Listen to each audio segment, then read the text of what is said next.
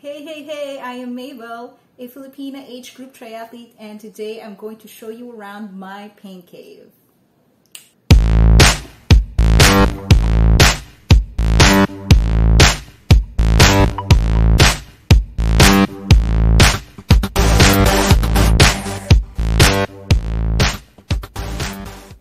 I used to hate indoor training.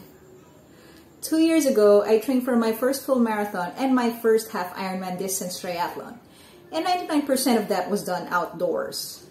I couldn't stand even just 30 minutes on the treadmill or the turbo, but as you all know, the pandemic happened, which forced a lot of us to shift working out from home. I converted a space in the house to become my pain cave, which I thought I will outgrow once the world opens up again, but it turns out I still spend a lot of hours training in it after experiencing the advantages of indoor training. My favorite advantage? I don't have to wake up so early every day to bike and run, knowing I have an indoor option that I can use any time of the day. Let's start with my run station, and here I have a treadmill that can go 14 kilometers per hour or 428 minutes per kilometer for its fastest speed. I think this is enough for now with my current fitness level, but I do hope to be able to upgrade someday. To make my treadmill runs fun, or at least bearable, I do it in the Zwift app.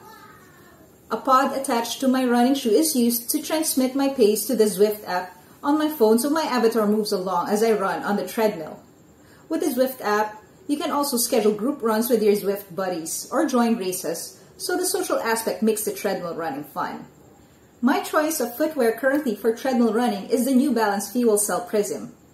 It gives me a comfortable ride for my 30-minute to 1-hour runs.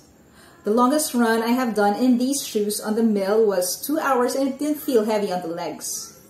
It's also easy to run fast in these shoes, so overall, it's a great shoe for me. Beside my treadmill would be a fan to keep me cool, and I also have a table beside me so I can put on top my hydration needs. Next in line would be my strength and conditioning space. I just pull out a yoga mat and I have a pair of dumbbells. This is the space I use when I have to work on my hip mobility, upper and lower body strength, which will help me power through the training and also for recovery. Now let's talk about my bike station. My chariot is a Cervelo P3 with Shimano Ultegra Di2 components and Carbonation Cycling 650C wheels. I named her Xena after the fictional warrior princess. It is mounted on a Tax Vortex wheel on Smart Trainer, which provides the power reading to the indoor cycling apps that I use. I prefer this over a direct drive trainer so I can just easily snap my bike on and off of it. I use an old smartphone for the indoor cycling apps such as Zwift, Be Cool, and Tax Training app. I use a laptop hooked up to a monitor for Netflix, YouTube, or Spotify to keep me entertained, especially for long hours on the saddle. The latest addition to my bike station is this awesome corner table with a height that perfectly fits my bike, with an additional top whose height gives me a perfect eye level to the monitor. The table also allows me to have everything within reach: the laptop, my training nutrition, and additional hydration if needed.